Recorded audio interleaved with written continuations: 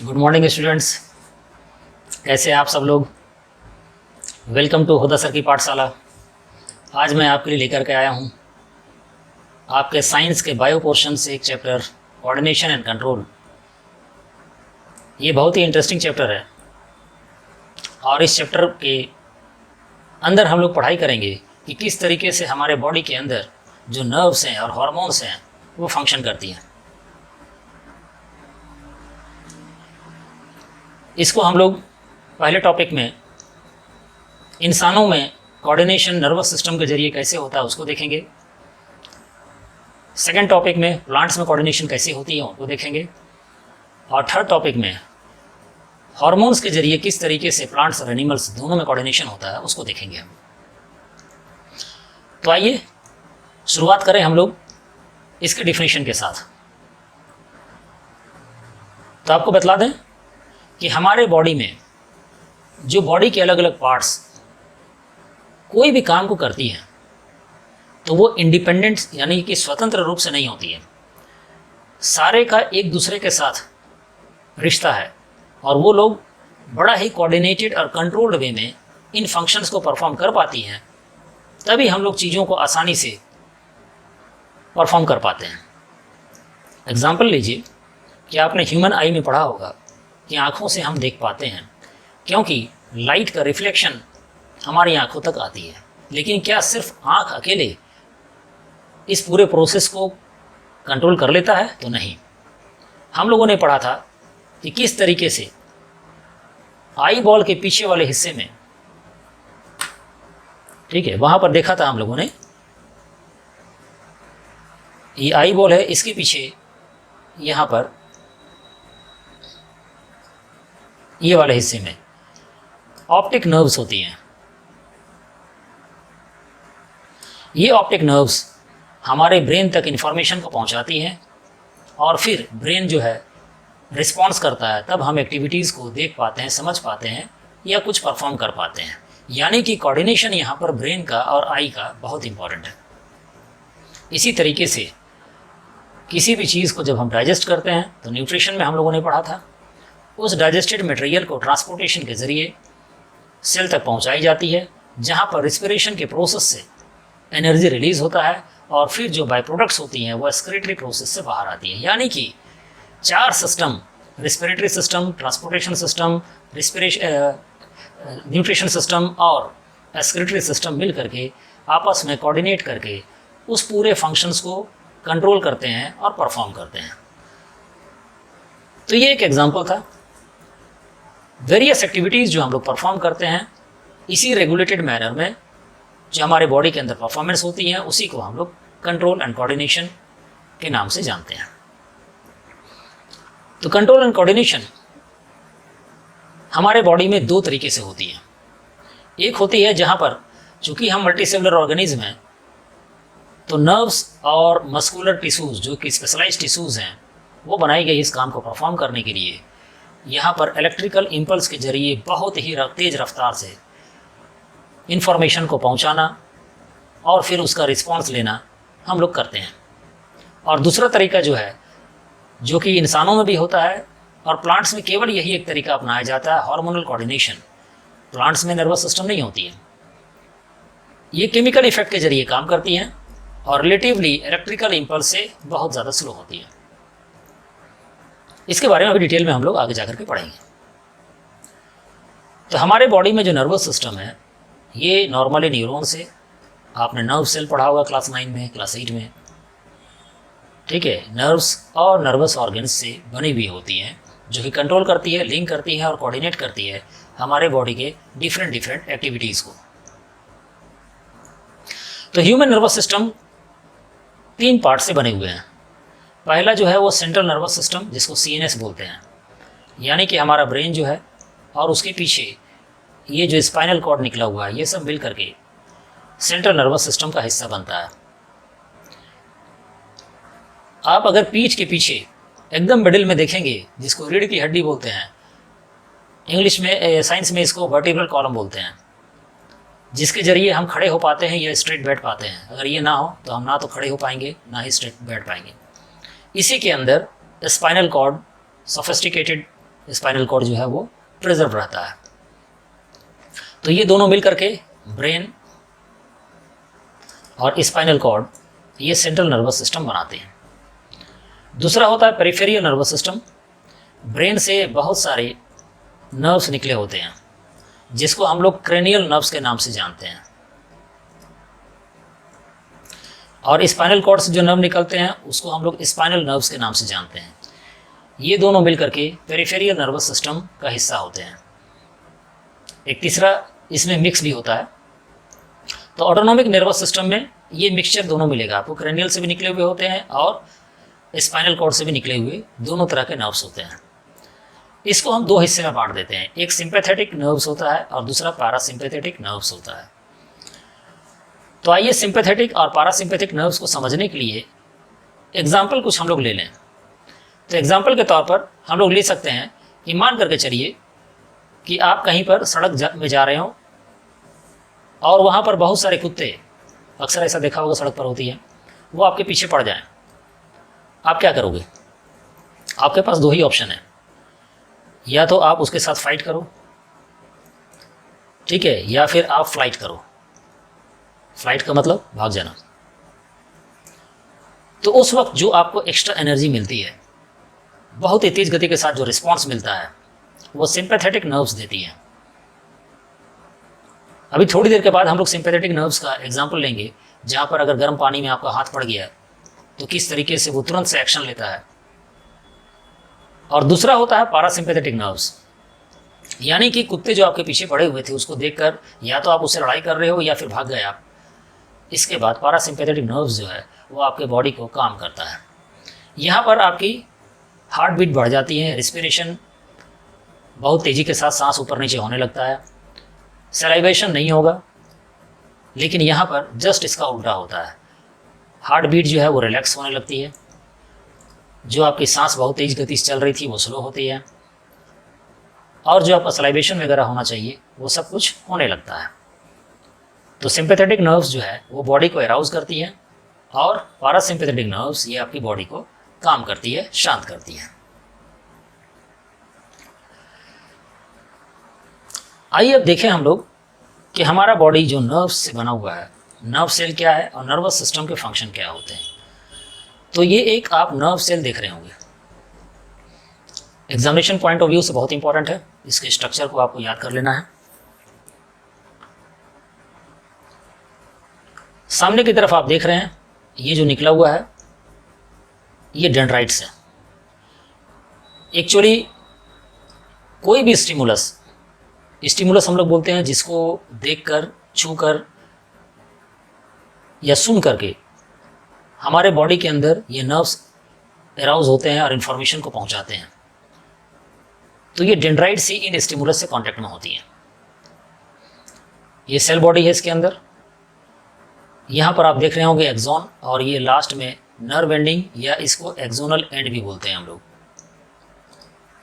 तो इन्फॉर्मेशन जो है यहाँ से रिसीव की जाती है और ये आपको एक्सोनल एंड या फिर नर्व एंडिंग तक पहुँचाया जाता है, और फिर इसके पीछे एक दूसरा जो है इसी तरीके से सिस्टम नर्व सेल लगा हुआ होता है, और वो नर्व सेल फिर उस इन्फॉर्मेशन को आगे तक पहुँचाने का काम करता है। तो नर्वस सिस्टम ये हमारे इनवॉलेंट्री एक्शंस को रेगुलेट करता है। तो इनवॉलेंट्री एक्शंस क्या हैं? वैसे एक्शंस जो हमारे कंट्रोल में नहीं है, जैसे सांस लेना, हार्ट का बीट करना, ये सब हमारे कंट्रोल में नहीं है, तो ये इनवॉलेंट्री एक्शंस हैं। वैसी एक्टिविटीज़ जो कि वॉलेंट्री है और हमारे कंट्रोल में है, जैसे हम बात करते हैं तो कहाँ पर कैसे बात करना है, ये हमारे कंट्रोल में होती है। हम अपने दोस्तों के साथ जैसे बात करते हैं, स्कूल में वैसे बात नहीं करते हैं। इसी तरीके से हमारा चलना, ठीक है, ये वॉलंटरी एक्शन है। जो चीज़ें हमें सोचने पर, थिंक करने पर और याद रखने पर को एनेबल करती हैं, वो इस नर्वस सिस्टम के जरिए होता है। और फिर वो सारे रिफ्लेक्स एक्शन, सभी इसके बारे में पढ़ेंगे, रिफ्लेक्स एक्शन जो हमारे बॉडी को हार्म पहुंचा सकती है, और रिफ्लेक्स एक्शन के जरिए उस हार्म को हम लोग नहीं होने देते हैं, ठीक है, उसको भी ये कंट्रोल करता है। तो पहले जान ले रिसेप्टर। तो अभी बतलाया था कि ये डेंड्राइट्स जो हैं ये रिसेप्टर हैं एक्चुअली में। और ये डेंड्राइट्स उन सारे जगहों पर होती हैं मौजूद जो भी हमारे रिसेप्टर हैं। तो 5 यहाँ पर रिसेप्टर्स के बारे में आपको पढ़ना है। फोटो रिसेप्टर यानी कि स्टिमुलस लाइट होगा, यानी किसी भी चीज़ को देख करके, आई से हम लोग देखते हैं, देख करके उसके बाद उसके बारे में इंफॉर्मेशन ब्रेन तक पहुंचाते हैं और ब्रेन से फिर उसका इंस्ट्रक्शन आता है क्या करना है, हम कुछ काम को करते हैं। तो ये फोटो रिसेप्टर है, ठीक है। दूसरा है फेनो रिसेप्टर, जिसको हम लोग साउंड या ईयर्स के जरिए रिसीव करते हैं। इसको ऑडियो रिसेप्टर भी हम लोग बोलते हैं। तीसरा है गेस्ट्रो रिसेप्टर, टंग के जरिए टेस्ट करके कोई चीज़ बिटर है, सार है, स्वीट है, इसका पता करते हैं, या और भी किसी तरह का टेस्ट। ऑल्फैक्टो रिसेप्टर यानी कि सूंघ करके, नाक के जरिए हम लोग स्मेल करते हैं। और थिग्मो रिसेप्टर, टच करके, जो स्किन से होता है। तो ये सब जितने भी रिसेप्टर्स हैं, वहाँ पर जो न्यूरॉन्स हैं, वहाँ पर डेंड्राइट्स इन इंफॉर्मेशन को आगे की तरफ पहुँचा करके स्पाइनल कॉर्ड में और फिर उसको ब्रेन तक पहुँचा देता है ये इंफॉर्मेशन। तो इसके बारे में कुछ यहाँ पर तथ्य हैं दिए हुए, उसको समझ लें कि न्यूरॉन जो है हमारे बॉडी का सबसे लंबा सेल होता है। न्यूरॉन जो है बनने के बाद वो डिवाइड नहीं हो पाते हैं लॉन्गर लेंथ की वजह से, और उसके अंदर सेंट्रोइड नहीं होता है। आपको मालूम होगा न्यूक्लियस के अंदर सेंट्रोइड पाई जाती है। नियरली 20 बिलियन न्यूरॉन्स जो हैं एक इंसान के बॉडी में होते हैं, और जब बच्चा पैदा होता है तो highest number of nerve cells उसके बॉडी में पाई जाती हैं। तो आइए कुछ टर्म्स हम लोग देख लें, जिसमें पहला टर्म है इफेक्टर। हम लोगों ने देखा था कि किस तरीके से स्टिमुलस के जरिए इंफॉर्मेशन जो है सेंसरी नर्व्स से होते हुए स्पाइनल कॉर्ड या फिर ब्रेन तक पहुंचती है। ब्रेन जो है वहाँ से मैसेज को वापस भेजता है मोटर नर्व इम्पल्स के जरिए। यानी कि मैसेज भेजने का जो नर्व होता है, नर्व हमेशा जो है वो पेयर्स में होती है। एक इन्फॉर्मेशन ले जाने के काम में आता है और दूसरा इन्फॉर्मेशन को लाने के काम में आता है। तो जो लाने वाला है वो मोटर नर्व कहलाता है, और ये मोटर नर्व वापस आकर के मसल्स को या फिर ग्लैंड को इन्फॉर्मेशन देता है। हमें कोई काम करनी है, चलना है, हाथ हटाना है, मारना है, तो मसल्स को इन्फॉर्मेशन देता है और मसल फिर उसके ऊपर एक्ट करती है। लेकिन बॉडी के अंदर बहुत सारी ऐसी फंक्शंस होती हैं जो ग्लैंड्स के जरिए स्टिमुलेट किया जाता है, यानी कि सिक्रेशन की जाती है, तो वो इफेक्टर कहलाता है। सेकंड आइए सिनेप्स देखें। तो हम लोगों ने न्यूरॉन्स के बारे में पढ़ाई की। एक न्यूरॉन और उसके पीछे आप यहाँ पर देख पा रहे हैं कि दूसरा न्यूरॉन, फिर तीसरा, चौथा, पांचवा न्यूरॉन, इस तरीके से इंफॉर्मेशन को लेकर के ये जाते हैं। एक एक्सोनल एंड और दूसरा जो न्यूरॉन है उसका डेंड्राइट, दोनों के बीच में एक स्पेस होता है। उस स्पेस को हम लोग सिनेप्स बोलते हैं। एक्चुअली इंफॉर्मेशन इलेक्ट्रिकल सिग्नल के जरिए एक्सोनल एंड तक पहुंचती है और फिर वहाँ पर वो केमिकल सिग्नल्स में कन्वर्ट हो जाती हैं। डेंड्राइट जो दूसरा न्यूरॉन का है वो उसे फिर से इलेक्ट्रिकल इम्पल्स में कन्वर्ट करता है और आगे भेजता है, और इस तरीके से इंफॉर्मेशन स्पाइनल कॉर्ड और फिर ब्रेन तक पहुंच पाती है। आगे देख लें हम लोग फंक्शन ऑफ न्यूरॉन। तो न्यूरॉन जो है वहाँ पर नर्व इम्पल्स का फॉर्मेशन होता है और उसका कंडक्शन होता है। ये नर्व इम्पल्स है क्या? तो ये एक इन्फॉर्मेशन होता है जो कि केमिकल या फिर इलेक्ट्रिकल सिग्नल्स के जरिए न्यूरॉन्स के थ्रू पास की जाती हैं। ये nerve impulse potential difference cell के अंदर पोटेशियम का या फिर सोडियम का कितना है, इसके हिसाब से ये बनाती हैं और फिर उसको डेवलप करती हैं। नेक्स्ट आइए देख लें हम लोग types of nerve cells. Nerve impulse के कंडक्शन के हिसाब से हम लोग इसको 3 टाइप्स में डिवाइड करते हैं। पहला है सेंसरी, जो कि इंफॉर्मेशन को लेकर के सेंट्रल नर्वस सिस्टम की तरफ ले जाता है। फिर वहाँ से आगे भी देखेंगे इसके बारे में। फिर वहाँ से सिग्नल को जो वापस लाता है, ठीक है, वो मोटर या फिर एफरेंट नर्व कहलाता है। और तीसरा मिक्स टाइप ऑफ नर्व्स होती हैं जिसमें सेंसरी नर्व्स और मोटर नर्व्स दोनों का ही फंक्शन देखने को हमें मिलता है। तो आइए दूसरा टर्म देख लें।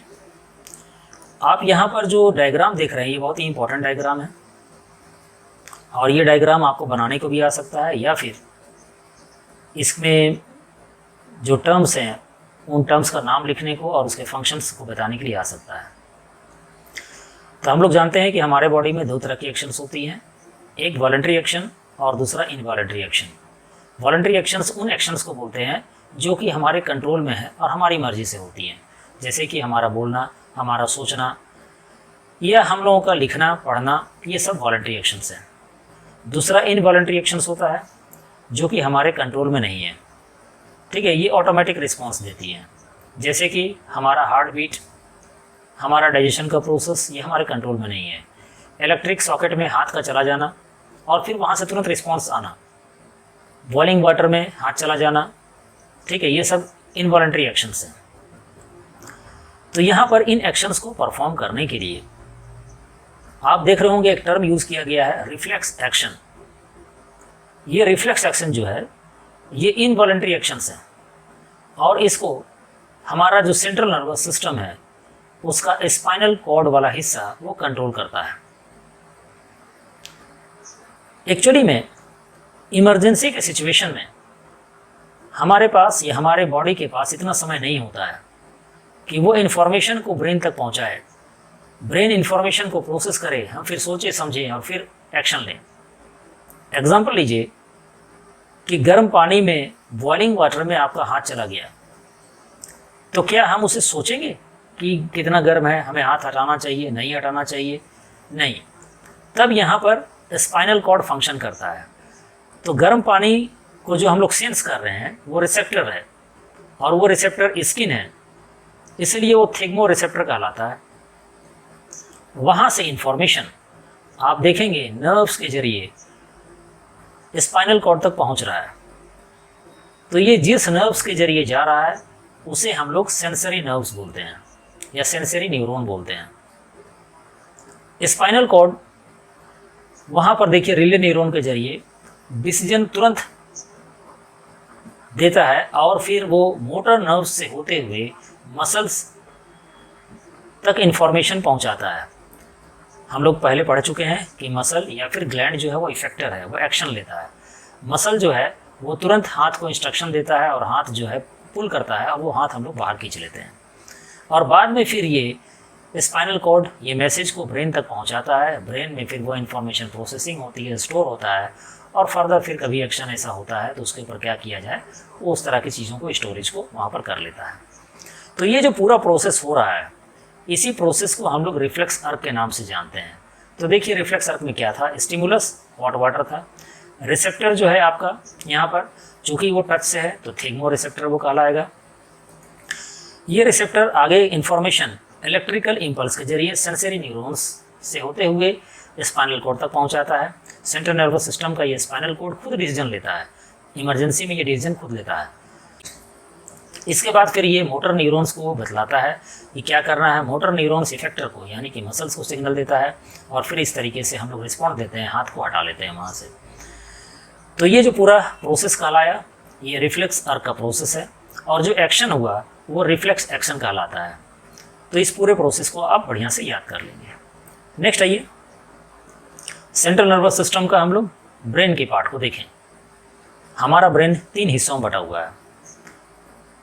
यहाँ पर जो सबसे लार्जेस्ट हिस्सा आप देख पा रहे हैं ये फोर ब्रेन का है।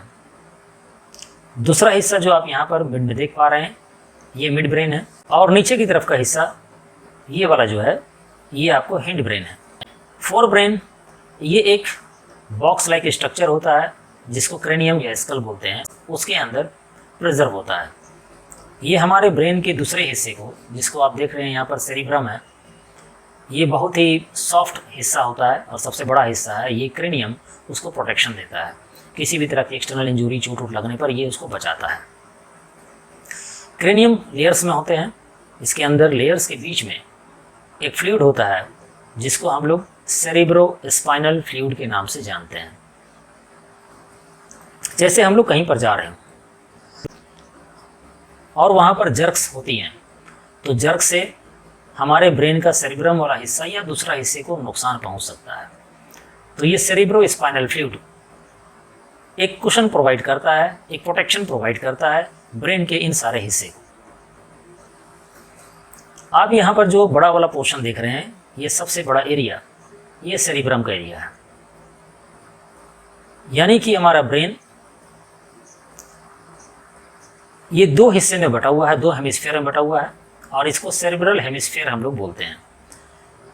ये हमारे ब्रेन का थिंकिंग पार्ट है। हम लोग जो सोचते समझते हैं, डेटा को जो स्टोर किया जाता है, वो सब इसी हिस्से में किया जाता है।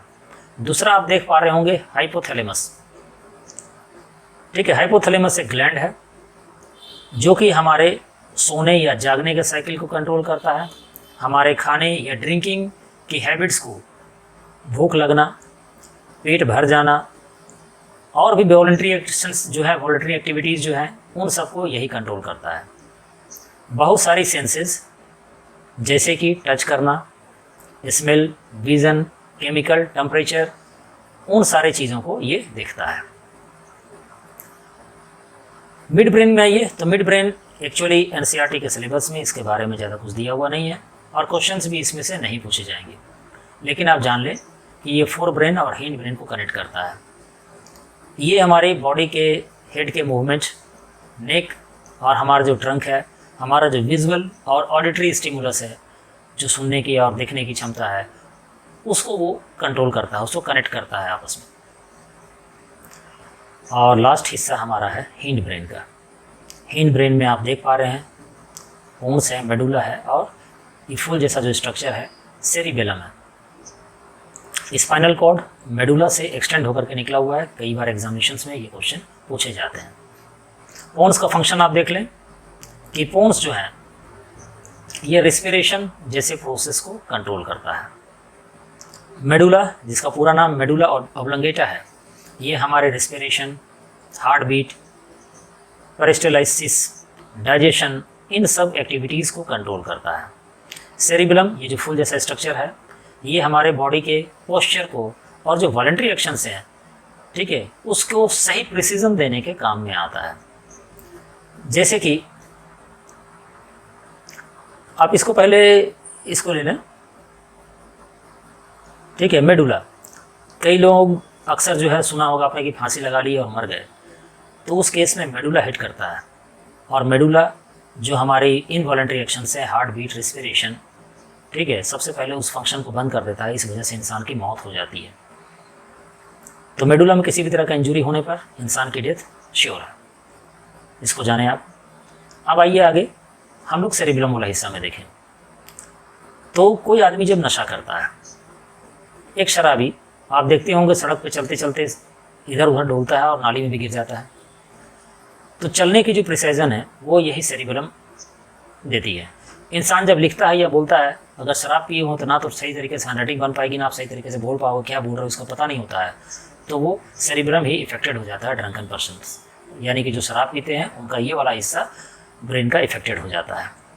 तो इस तरीके से वो कंट्रोल्ड वे में एक्टिविटीज़ को नहीं कर पाता है। नेक्स्ट आइए, coordination in plant.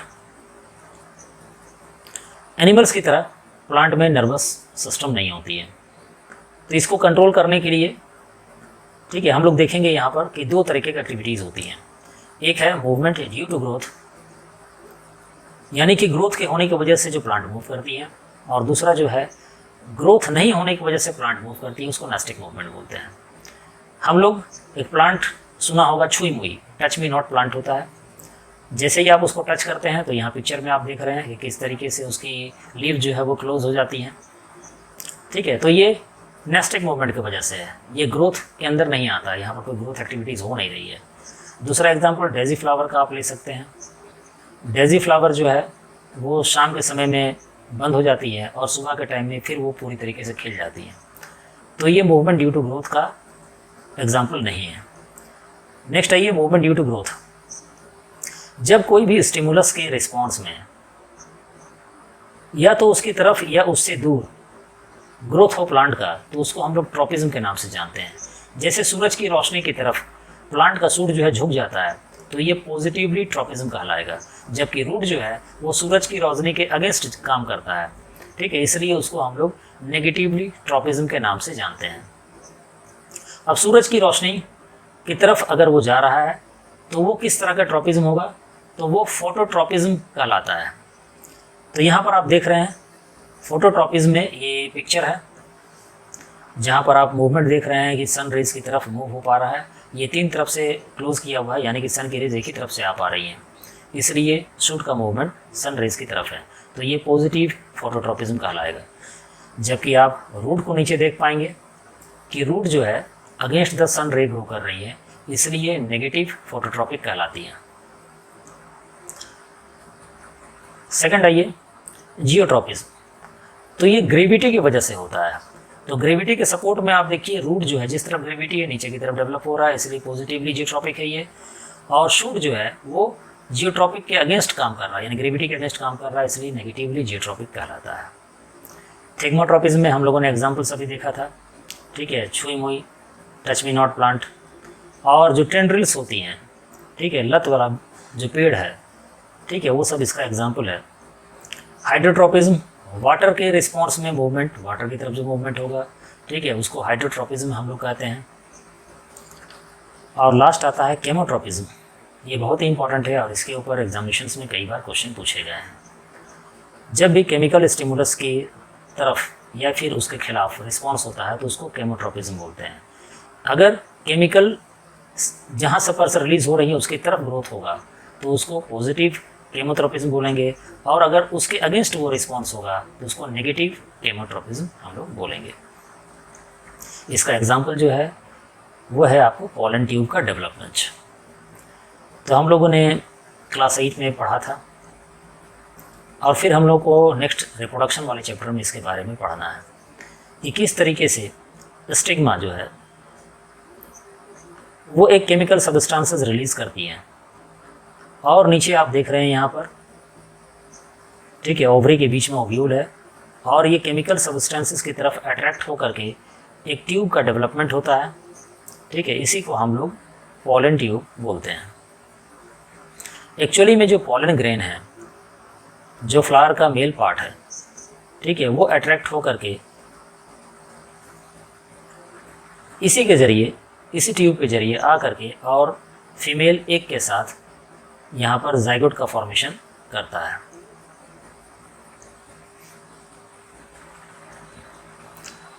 Last topic पे आइए, प्लांट हार्मोन या फिर फाइटो हार्मोन्स के नाम से हम लोग इसको जानते हैं।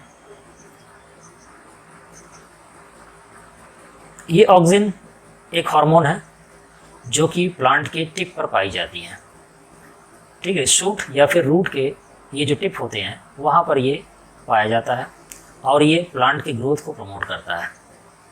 ये स्टेम और रूट्स को के सेल को में सिक्रेशन करके और उसकी डिवीज़न को प्रमोट करता है। ये हॉर्टिकल्चर में इसका इस्तेमाल किया जाता है फूलों को बड़ा करने में। दूसरा है जिब्रेलिन्स, ये जो है ऑक्सिन के प्रेजेंस में काम करता है, चूँकि जैसा आपको मालूम है ऑक्सिन टिप पर पाई जाती है लेकिन बाकी जगह पर डेवलपमेंट है वहाँ पर करने के लिए जिब्रेलिन का इस्तेमाल होता है। सीड डोमिनेंसी, जैसे कि आपने ग्राम का चना का सीड देखा होगा, आपके घर पे होती है, जब तक उसको फेवरेबल कंडीशन ना मिले वो डेवलप नहीं करता है, तो उस डोरमेंसी को ब्रेक करने का काम जिब्रेलिन ही करता है। शूट की इलॉन्गेशन का काम भी यही करता है। साइटोकाइनिन प्लांट के अंदर सेल डिवीज़न का काम करता है, सेल डिवाइड होने के बाद जो है वो ग्रो करती हैं। लीव्स की एजिंग को बढ़ाता है, स्टोमेटा को ओपन करता है ये, और फ्रूट की ग्रोथ को प्रमोट करता है ये। एब्साइसिक एसिड में आ जाइए, ये जस्ट अपोजिट है साइटोकाइनिन का। ये एक तरह का ग्रोथ इनहिबिटर है, यानी ग्रोथ को ये रोकता है।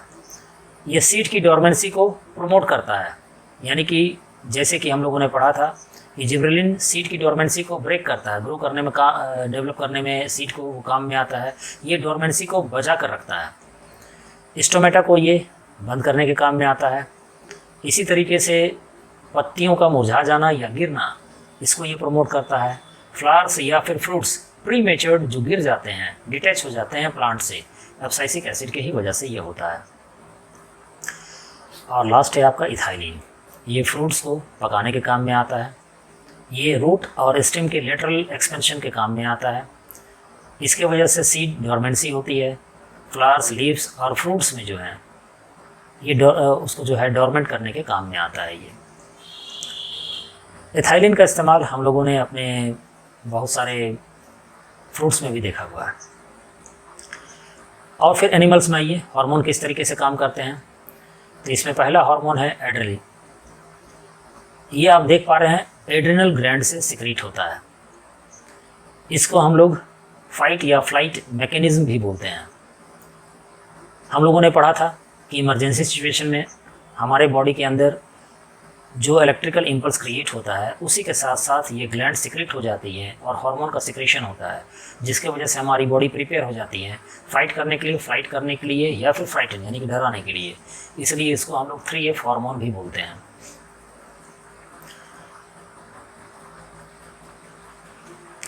ग्लैंड्स को अगर हम लोग देखें तो एक्चुअली ग्लैंड्स हमारे दो तरीके के होते हैं। एक होता है एक्सोक्राइन ग्लैंड, दूसरा होता है endocrine gland. Exocrine gland duck के सहारे काम करती हैं, जबकि एंडोक्राइन ग्लैंड डकलेस ग्लैंड होती है। हम लोग यहाँ जितने तरह ग्लैंड्स पढ़ रहे हैं अभी, ठीक है, वो सब डकलेस ग्लैंड है। एड्रेनलिन उसमें से एक ग्लैंड है जो कि डकलेस ग्लैंड है, यानी कि ये अपना सिक्रेशन जो है आप देख पा रहे हैं एड्रेनलिन का पोजीशन, ठीक है, ये हमारे किडनी के ऊपर कैप लाइक स्ट्रक्चर है, वहाँ पर ये पाई जाती हैं। और ये जो केमिकल वहाँ से स्टिमुलेट करती है, रिलीज़ करती हैं, वो ब्लड में करती है और ब्लड के ज़रिए ये हमारे बॉडी के हर हिस्से तक पहुँच जाता है।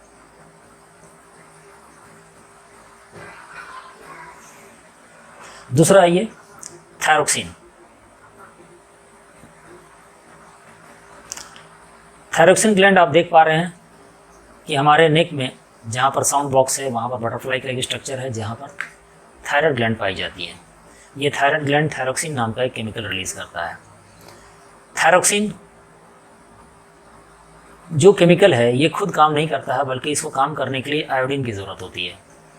ये कार्बोहाइड्रेट, प्रोटीन और फैट के मेटाबॉलिज्म को रेगुलेट करता है, ये बेसिक मेटाबॉलिक रेट को इंक्रीज़ करता है और ये हमारी बोन्स और मेंटल डेवलपमेंट में भी काम में आता है। तो जैसा कि आपको बतला रहे थे कि आयोडीन बहुत ज़रूरी है और आयोडीन हमारे बॉडी में अगर कम हो जाए तो सिंपल गोइटर एडल्ट में ये डेवलप हो जाती हैं, जिसकी वजह से गला फूल जाता है। यानी कि थायरोक्सिन जो है बिना आयोडीन के मदद के वो बॉडी इसका इस्तेमाल नहीं कर पाती है। तो गवर्नमेंट के रेगुलेशन के हिसाब से सॉल्ट के अंदर आयोडीन का होना ज़रूरी है, इसलिए हम जो भी सॉल्ट आज के डेट में यूज़ करते हैं वो सब आयोडाइज साइट होती है। आयोडीन का प्रेजेंस अगर ना हो तो बचपन में मेंटल डेवलपमेंट नहीं हो पाता है, जिसको बोलते हैं मंदबुद्धि, उस तरह के बच्चे डेवलप हो जाते हैं। नेक्स्ट है पिट्यूटरी ग्लैंड, जो कि हार्मोन सिक्रेट करता है, ग्रोथ हार्मोन जिसको बोलते हैं। ये सबसे स्मॉलेस्ट ग्लैंड है हमारे बॉडी का, लेकिन ये मास्टर ग्लैंड भी कहलाता है। और ये ज़्यादा सिक्रेशन अगर कर दे ग्रोथ हार्मोन का तो जाइगेंटिज्म नाम की बीमारी होती है। आपने ग्रेट खली को देखा होगा, बहुत लंबे चौड़े दैत्याकार स्वरूप उनका हो गया, ठीक है, वो ग्रोथ हार्मोन का ज़्यादा सिक्रेशन की वजह से। और यही सिक्रेशन अगर कम हो तो ड्वार्फिज्म यानी कि लोग भौने पैदा होते हैं। फोर्थ है हमारा इंसुलिन, जो कि पैनक्रियास सिक्रेट करता है। हम लोग पैनक्रियास के बारे में पहले ही पढ़ चुके हैं, जहाँ पर कि हम लोगों ने पढ़ा था लाइफ प्रोसेस में कि ये ट्रिप्सिन और लाइपेज नाम का हार्मोन सिक्रेट करता है, लेकिन वो एक्सोक्राइन ग्लैंड था और ये जो हम लोग पढ़ रहे हैं ये एंडोक्राइन ग्लैंड है। तो जब हमारा ब्लड शुगर का लेवल बढ़ जाता है तो इंसुलिन जो है उसका सिक्रिएशन पैनक्रियास करने स्टार्ट कर देता है और इस तरीके से वो नॉर्मल ब्लड कंडीशन को रेगुलेट कर लेता है। नेक्स्ट आइए हम लोग देखें टेस्टोस्टेरोन और एजेस्ट्रोन। बाकी सब आप देख रहे हो ग्लैंड सिमिलर है, लेकिन ये ग्लैंड फीमेल में अलग और मेल में अलग है।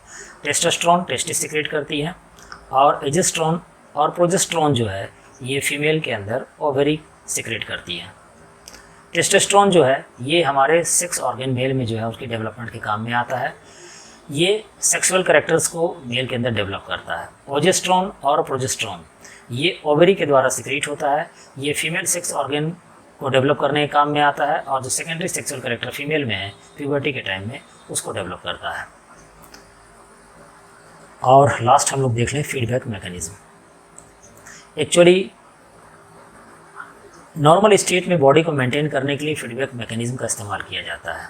मान करके चलिए कि एक इंसान है और आसपास का टेम्परेचर बहुत हॉट है, गर्मी का टाइम है, तो वो अपने बॉडी के टेम्परेचर को कैसे रेगुलेट करेगा? तो वो पर्स्पिरेशन के जरिए रेगुलेट करता है। पसीने की वजह से बॉडी का टेम्परेचर कम हो जाता है और इस तरीके से वो एक फीडबैक मैकेनिज्म के जरिए काम करती है। दूसरा कंडीशन ले लें जहाँ पर आसपास का टेम्परेचर बहुत ही कोल्ड है, तो उसमें फिर वो बॉडी को कैसे रेगुलेट करेगा? तो शिवरिंग के जरिए बॉडी में ठंडी की वजह से कपकपाहट होती है, तो बॉडी हमारा वाइब्रेट करता है और उसकी वजह से हीट जनरेट होती है और इस तरीके से हमारे बॉडी का टेम्परेचर मेंटेन होता है। तो यहाँ पर आप देखिए कि इन्वायरमेंट की वजह से फीडबैक मैकेनिज्म काम किया और फीडबैक मैकेनिज्म के काम करने से बॉडी का फंक्शंस हुआ।